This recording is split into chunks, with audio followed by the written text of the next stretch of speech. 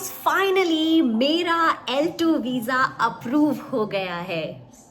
Yes, ये वाली feeling मुझे पिछले साल आई थी जब मुझे पता चला कि मेरा L2 वीज़ा अप्रूव्ड हो गया है। प्लीज़ प्लीज़ प्लीज़ सब्सक्राइब ज़रूर कर दीजिएगा, मुझे अच्छा लगेगा। आप सब्सक्राइब करोगे तो मेरा मोटिवेशन बनेगा, और मोटिवेशन बनेगा तो वीडियोज़ और अच्छी बनेंगी। तो प्लीज़ थोड़ा सा मेरे बच्चे के लिए और मेरे लिए है। निर्वैर, ये वाला क्या है? तो रोड रोलर है। ओह, ये आपको आता है ना चलाना? ओ, इसने इतने सारे खिलौने इकट्ठे करे हुए हैं ना, लेकिन खेलना इसको 2-3 चीज़ों से ही है। ये देखो, एक इसका ये फेवरेट हो गया, एक इसका ये ट्रैक फेवरेट हो गया, और बाकी बच्ची कुछ गाड़ियाँ जो है वो खेलता है बस। और खिलौने इसके देखो, ये जो है ये पूरा भंडार है, ये देख रहे हो आप, ये सब। और मुझे तो शो पीस लगाने की ज़रूरत ही नहीं है, मेरा शो पीस पूरा ये गाड़ियों में ही भर देता है, तो कोई ज़रूरत ही नहीं है। मिल गई है गन।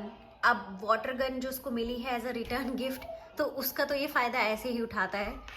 अभी इसमें वाटर नहीं है, लेकिन वाटर हो तो पूरा ही गंदा कर देता है। अब ये उसी फिराक में घूम रहा है कि इसको वाटर मिल जाए।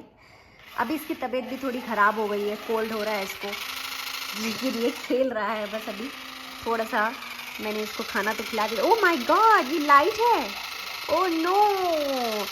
तो दोस्तों जल्दी से सब्सक्राइब कर दीजिए हमारे चैनल पे, ममा लाइफ अनफिल्टर्ड, जहाँ पे सब कुछ आपको अनफिल्टर्ड मिलेगा। हेलो दोस्तों, कैसे हैं आप सब, और कैसा रहा आप सबका वीकेंड?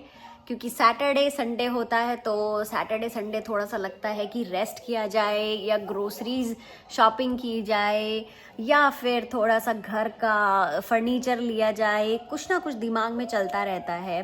तो आप सबका वीकेंड कैसा गया मुझको ज़रूर बताइए, या कमेंट में शेयर कर दीजिए। अच्छा लगता है, दिल की बात बतानी चाहिए। तो मेरा तो वीकेंड जो गया था, सैटरडे तो बहुत हेक्टिक हो गया था, बिकॉज फ्राइडे को अंकित का प्रोडक्शन शुरू हुआ, एंड वो सैटरडे मॉर्निंग 7 बजे तक चलता रहा। ऐसे में अगर पति काम करे और बीवी सो जाए, ना जी ना वो तो नहीं हो सकता। तो मैंने सोचा, मैंने कहा ठीक है, अगर अंकित काम कर रहा है तो मैं अंकित के लिए कुछ खाने का बना देती हूँ। मैं कुछ ना कुछ अंकित को देती रही खाने के लिए, क्योंकि कॉफ़ी से पेट तो नहीं भरेगा ना, सिर्फ ये है कि आपको नींद कम आएगी। तो मैंने सोचा चलो कुछ बना देती हूँ, और मैं उसको एवोकेडो चाट बना कर दी, और फिर उसके बाद मैंने कॉर्न्स जो है वो बॉईल कर दिए थे, वो दिए थे उसको।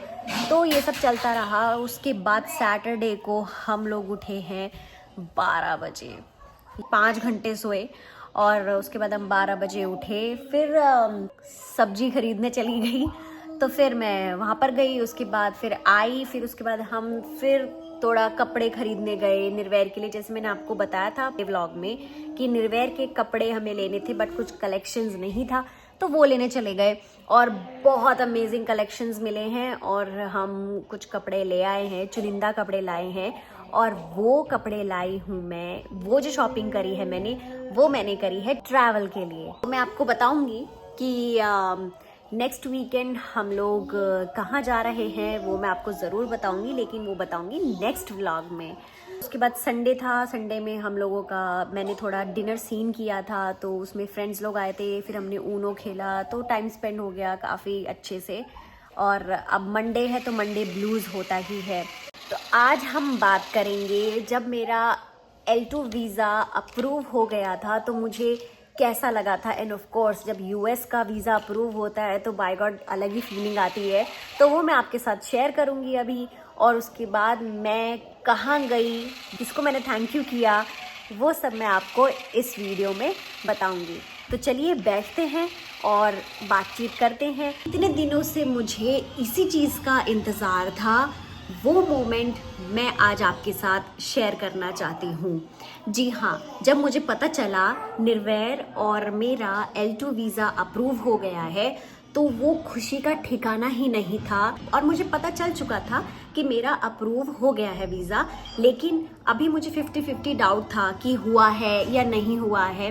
क्योंकि मेरे को कैसे पता चला था, मुझे अंकित ने बताया था कि अगर इंटरव्यूअर ने आपका पासपोर्ट एक्सेप्ट कर लिया है तो समझ लीजिए कि L2 वीज़ा अप्रूव हो चुका है। लेकिन दिल में फिर भी धक धक हो रही थी, बिकॉज 3 बार अपॉर्चुनिटी चली गई हाथ से। मैं 4th अपॉर्चुनिटी मिस नहीं करना चाहती थी, लेकिन फिर भी लगा कि अभी तक नहीं आया, क्योंकि 1 हफ्ता हो गया था। मेरे को जो पासपोर्ट मिला है मेरा, वो मुझे मिला है 10 दिन में। 10 दिन के अंदर पासपोर्ट आ चुका था। जो मैं आपको ये बता रही थी कि मैं आपको बताऊंगी किसको मैंने थैंक यू किया है और मैं कहाँ गई थी वो थैंक यू बोलने के लिए, तो वो है टिक टिक टिक टिक टिक वैष्णो देवी। जी हाँ, सबसे पहले मैंने जो डिसाइड किया था वो ये किया था कि यूएसए जाने से पहले मैं वैष्णो देवी ज़रूर जाऊंगी, और वो तभी हो पाया जब मेरा L2 वीज़ा अप्रूव हो चुका था। तो मैंने यही ठाना कि निर्वैर का भी L2 वीज़ा अप्रूव हो गया है, मेरा भी L2 वीज़ा अप्रूव हो गया है, तो मुझे वैष्णो देवी जाना ही है। और मैंने यही ठान लिया था कि जाना है, और मेरे को वहाँ पे माता रानी का थैंक यू बोलना था। बहुत बहुत थैंक यू माता रानी कि जो आपने मुझे ऐसे बुलाया है। क्योंकि मेरे से हर कोई पूछता था कि तुम अभी वैष्णो देवी नहीं गई हो, तो मैं यही बोलती थी कि जब माता रानी का बुलावा आएगा तभी मैं जाऊंगी। तो शायद लकीली वही वो दिन हो जब माता रानी ने मुझे बुलाया कि आप आओ मेरे चरणों में और मैं आपको आशीर्वाद दूंगी। तो बहुत अलग फीलिंग थी, मतलब मिक्स फीलिंग थी, इमोशनल फीलिंग भी थी, हैप्पी फीलिंग भी थी। बस ये था कि जाना है, एक्साइटमेंट। और मैं जब गई थी तो वो नवंबर का टाइम था। नवंबर में निर्वैर का बर्थडे भी आता है, तो मेरे को लगा माता रानी निर्वैर को भी आशीर्वाद दे दे, तो इसीलिए वो प्लान ऐसा बना और माता रानी का बुलावा आ गया। तो अब मैं आपको बताती हूँ कि वीज़ा जब आया तो उसका मोमेंट क्या था। सब कुछ अलग था, मतलब बहुत एक्साइटेड थी मैं जब मेरे पास पासपोर्ट जब मुझे मिला और ये पता चला कि अप्रूव्ड हो गया है।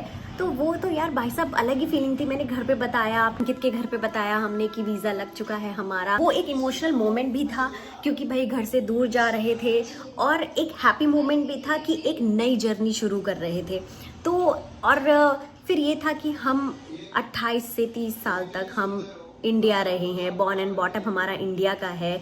तो फिर उसके बाद हम दूसरी कंट्री में फ्लाई करेंगे, कैसे एक्सपीरियंस रहेगा, कैसे हम लोग हैंडल करेंगे, कैसे मैनेज करेंगे, बच्चे का ध्यान कैसे रखेंगे, तो वो सब चीज़ें भी दिमाग में चलती रही। तो यार बिलीव ही नहीं हो रहा था जब मैंने हाथ में पकड़ा, तो मेरे को यही लगा, मैंने कहा ठीक है अब शॉपिंग भी करनी है और मुझे पूरी चीज़ें सामान मुझे देखना भी है, क्या करना है, क्या इंपॉर्टेंट चीज़ें हैं जो ले जानी होंगी मुझे।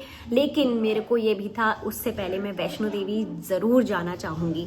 तो हम लोग तैयारी करने लगे। अंकित के फैमिली को हमने बताया, मैंने अपनी फैमिली को बताया कि वैष्णो देवी चलना है, तो आप लोग उसी हिसाब से डेट्स प्लान करके हमें बता दीजिए। तो जैसे जिस तरीके से वो कंफर्टेबल थे उसी तरीके से हम लोग भी कंफर्टेबल थे। हम लोगों ने कुछ ऐसी वीकेंड का प्लान बनाया और वीकडे एक ऑफ ले लिया था ताकि अच्छे से ट्रैवल हो सके, कोई ये ना हो कि हेक्टिक हो जाए, थकान हो जाए। तो प्रॉपर वैसा ही रहा। तो फिर दोनों की फैमिली अग्री कर चुकी थी, तो फिर वो उधर पैकिंग कर रहे थे, हम अपनी पैकिंग कर रहे थे। एंड वो जो ट्रैवल जर्नी थी हमारी बाय ट्रेन बहुत अमेजिंग थी, क्योंकि टचवुड लकीली हम लोगों को एक ही एरिया मिल गया था जहाँ पे हम लोग की सीट बुक्ड थी। तो वहाँ बैठे हम लोग घर का खाना ले गए। एंड यू नो घर का खाना तो अमेजिंग होता ही है। वो होता है ना आलू जीरा पूरी, और चाय भी थी। तो चाय लवर्स तो हैं ही हम सारे। चाय थी, और बच्चों के लिए जैसे निर्वैर के लिए, सबसे छोटा तो निर्वैर ही था, निर्वैर के लिए हमने रखे थे कुछ बॉइल्ड पोटैटोज, आलू के पराठे इसको पसंद है, तो कुछ सॉफ्ट चीज़ें इसके लिए रख ली थी। और जैसे रास्ते के लिए होता है चाय के साथ आपको कुछ खाने का भी मन करता है, तो जैसे रस्क रख लिए, बिस्किट रख लिए। तो ऐसे ही चलता रहा, बातें करते रहे, पता ही नहीं चला टाइम का। एंड जिसको नींद आ रही थी वो सो चुका था, और जिसको नींद नहीं आ रही थी वो मूवीज डाउनलोड करके ले गए थे, वो देख रहे थे। तो ट्रेन तक का सफर था, वो था जम्मू तक का। उसके बाद हम कटरा गए। तो कटरा हम गए थे बाय टैक्सी में गए। फिर हमने प्रॉपर वो व्यूज़ देखे, चलते गए क्योंकि सुबह पहुंचे थे, तो आराम से हम गए, ऐसा कुछ थकान नहीं था। एनर्जी अलग लेवल की थी। वो बोलते ना जो हेवन टाइप का फील हो रहा था, ठंडा था मौसम, और कोई आलकस कुछ नहीं, बस एनर्जेटिक फील हो रहा था। फिर हम लोग होटल पहुँचे। होटल में हम लोग सब फ्रेश हुए, अपना सामान एक जगह रखा।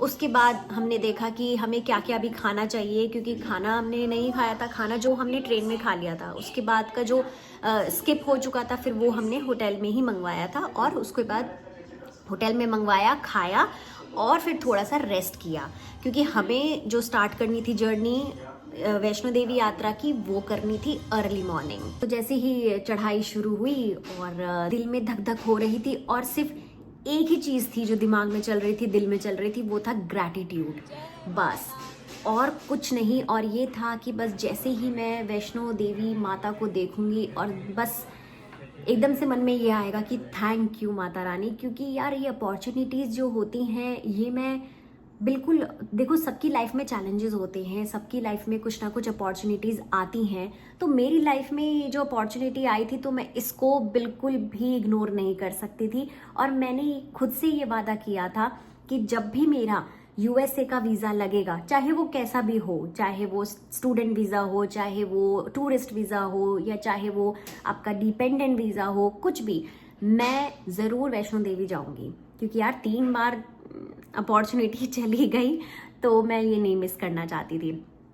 चलते गए और जैसे हो रहा था ना कि लोगों को थकान बहुत हो रही थी, भाई बहुत चलना था, तो मैं भी चलती गई। मैं थोड़ा रुकी, लेकिन मैं हार नहीं मानी। क्यों? क्योंकि सबसे पहली बात ये थी कि इतनी प्यारी वाइब्स आ रही थी, मंत्र चल रहे थे, चैंटिंग हो रही थी, और थोड़े स्टेप्स के बाद लाउड स्पीकर्स लगे हुए थे, तो उसमें मंत्र चल रहे थे, उच्चारण हो रहा था, बहुत बढ़िया वाइब लग रही थी। और चलते गए और फिर बीच बीच में स्टॉल्स थे, जैसे आपका चाय का हो गया, और खाने का भी था, कढ़ी चावल, राजमा चावल, ये सब थे। हम रुके वहाँ पे, हमने वो सब खाना खाया। उसके बाद फिर दिमाग में आया कि नहीं अब चलना है, चलते रहो। तो हम रुके ही नहीं, चलते गए। वो अलग एक्साइटमेंट होती है ना। और मैं तो फर्स्ट टाइम गई थी, तो मेरे लिए बहुत ही ज़्यादा थी। निर्वैर छोटा था तब, 2 साल का था, तो इसीलिए थोड़ा सा और उसको तो क्या ही पता। तो बट ये था कि उसने बहुत इन्जॉय किया, वो जो सफ़र था बहुत इन्जॉय किया। एंड मेरे को यही लग रहा था कि ये निर्वैर रोए ना, क्योंकि बहुत लंबा था। और फिर मैं इसके लिए फ्रूट्स लेकर चली गई थी, एप्पल ले गई थी, बनानाज ले गई थी, और रास्ते में जैसे बिस्किट्स थे वो हमने ले ही लिए थे।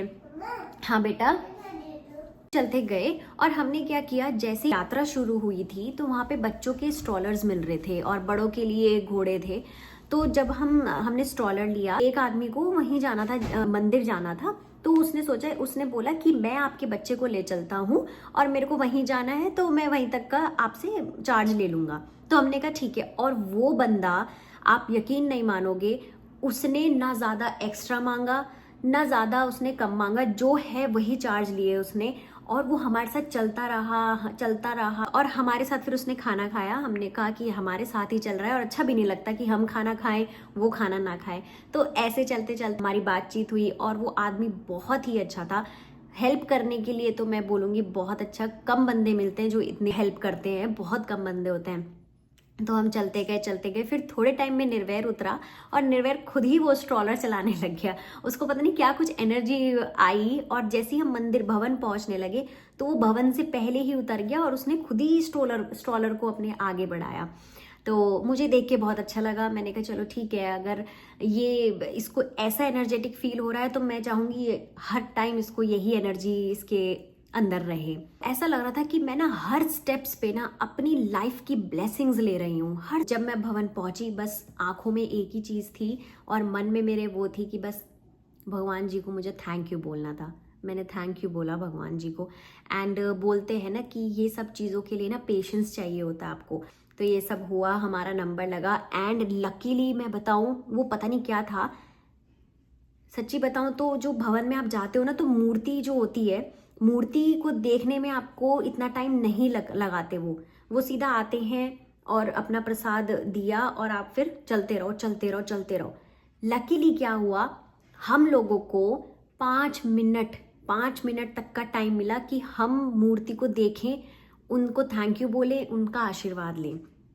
पता नहीं, क्योंकि जैसे क्या होता है, कुछ चेंज करते हैं वो, तो थाली चेंज करी उन्होंने। जैसे मेरा नंबर था, हम तीनों साथ थे और बाकी सब ऐसे जा रहे थे। तो जैसे ही हमारा नंबर आया, हमको रोक दिया गया कि अभी रुक जाओ। तो वो कुछ उन्होंने थाल चेंज करी, तब तक समझ लो 5 मिनट लगे, और बोला गया कि इतना मौका किसी को नहीं मिलता जितना मौका आप लोगों को मिला है।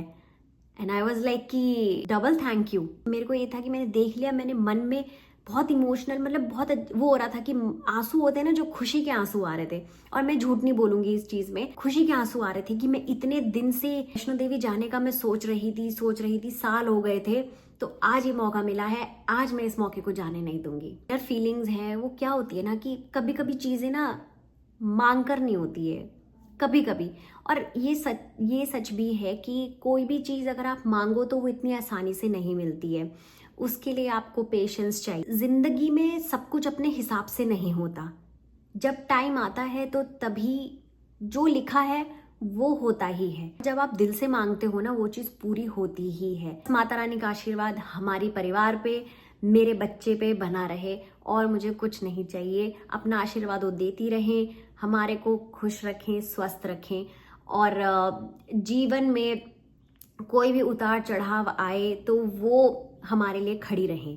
बस मैं ये सब लेके चल रही थी अपने दिमाग में। तो जैसे ही मैं इंडिया से यूएसए आई तो ये भी कुछ सिग्नल होगा, यहाँ जाना है, तुम्हें यहाँ जाना है और तुम जाओगे, तो कुछ सिग्नल है। तो मैंने उसको पॉजिटिवली एक्सेप्ट किया है, और माता रानी ने मेरे लिए रास्ता बनाया है, हमारे लिए रास्ता बनाया है, तो इसमें कुछ बात होगी तभी ये अपॉर्चुनिटी दी है।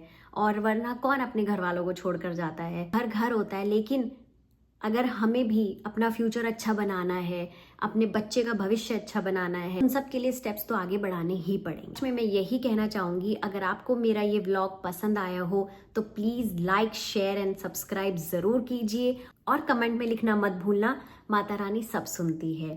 तो जय माता दी, आप सबको स्वस्थ रहो, खुश रहो, मस्त रहो, और प्लीज प्लीज प्लीज मेरे चैनल को सब्सक्राइब कीजिए, ममा लाइफ अनफिल्टर्ड, जहाँ पे सब कुछ अनफिल्टर्ड मिलेगा आपको। आपका प्यार ही मुझे मोटिवेट करेगा, आपका प्यार ही मुझे अच्छी वीडियोस के लिए आपका प्यार ही मुझे आगे बढ़ाएगा। तो चलिए दोस्तों, मिलते हैं नेक्स्ट व्लॉग में, तब तक के लिए टेक केयर, बाय बाय, जय माता दी।